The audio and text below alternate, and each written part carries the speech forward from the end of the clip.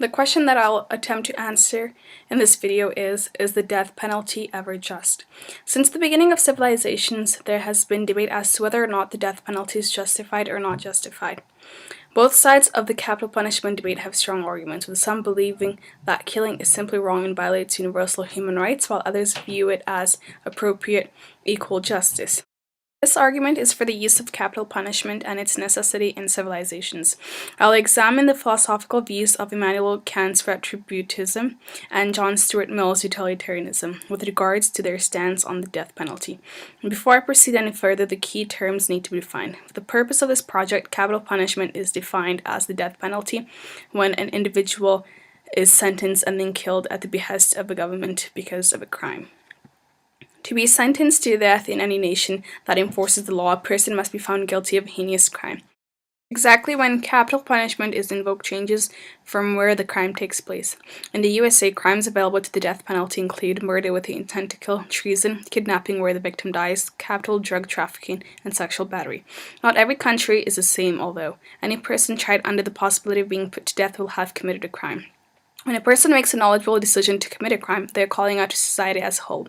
In some rare cases, you will have the people who are living their lives and for some reason or another snap and commit a crime.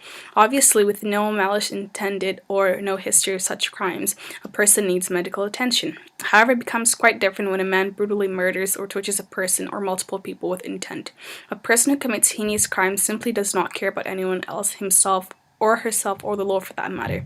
Such a criminal has a right to be punished, and failing to do so treats him or her as less of a person. When that person knowingly commits a crime, they expect to be punished in such a way. Both Mill and Kant use society to a certain extent in their justification of the death penalty. If we as a society fail to comply with the punishment, we are doing the person, even though a criminal, a disservice. John Stuart Mill is a renowned philosopher best known for his interpretation of the ethical theory of utilitarianism. Utilitarianism is based on the concept that an action's morality should be judged solely upon its resulting universal happiness. Under utilitarianism, one should act only in a way that would promote the most good for the most people. Utilitarians view suffering as intrinsically bad, and only when the amount of suffering is outweighed by the amount of resulting benefit is suffering acceptable. Punishment involving suffering is a very complicated concept for utilitarians. With regards to the crime, the only justifiable punishment is the punishment that will in turn reduce crime. Utilitarians' decisions are, in a sense, always a balancing act between total good and consequential harm. Same is true for deciding how to punish criminal offenders. One must determine whether the overall balance of happiness is increased or decreased because of the form of punishment considered.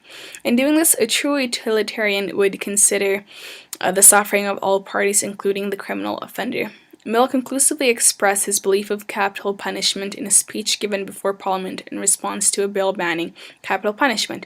In this speech, he displayed a clear support for capital punishment. Mill views capital punishment as a tool to keep society in order and as the greatest deterrent from future crime. The utilitarian approach to this debate proves in favor of capital punishment when one must evaluate whether or not it produces the greatest amount of happiness in all parties involved. Utilitarian belief cares that the happiness of the public is at a high level and capital punishment sees to it. Utilitarianism is based on that public happiness level. Without it, society is ruined. Instead of people looking to help each other, they look out for themselves only. A criminal who is executed is no longer a part of the society that he or she did not care for. If there were no death penalty, that individual would sit in a prison cell, presumably for the rest of their life. The family of the victim in this case may not be able to move on with their lives, knowing that such a person is still living and breathing. When such a criminal is put to death, it gives them a sense of calm or security, as well as to the general public.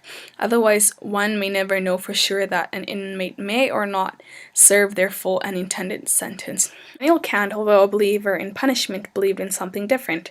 His belief was more in the field of retribution, or a justly deserved penalty, vengeance. Kant was against the utilitarian belief because he felt people's actions should be done because they wanted to be good, not for the perceived results from being good. In reference to punishment, he believed it should only be served because of guilt and to uphold the justice and equality of civilization. Kant was a supporter of the old ideology of an eye for an eye, in that the inflictor of pain should suffer an equal amount of pain that he or she deals out. Kant's categorical imperative stated, act only according to that maxim, whereby you can at the same time will that it should become a universal law. In other words, one should act in ways that one can wish that every person would act. Obviously, that could never happen, or else the rules or laws of society would become extinct. In punishing these criminals, we are proving that their beliefs are wrong and order is restored. Kant said, "For as morality serves as a law for us only, because we are rational beings, it must also hold for all rational beings." Morality is not intended for irrational beings, which is what people become once they commit serious crimes that may cause them to be tried under capital punishment. In Kant's opinion, neither a society nor a state can exist without laws. If there is no law, there is no society and no state. Therefore, enforcement of the law, which is a society's foundation, means protection of the society and the state.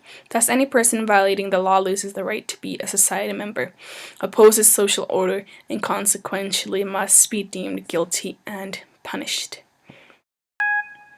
In conclusion, both Kant and Mill support capital punishment as explained in their philosophical theories of retributivism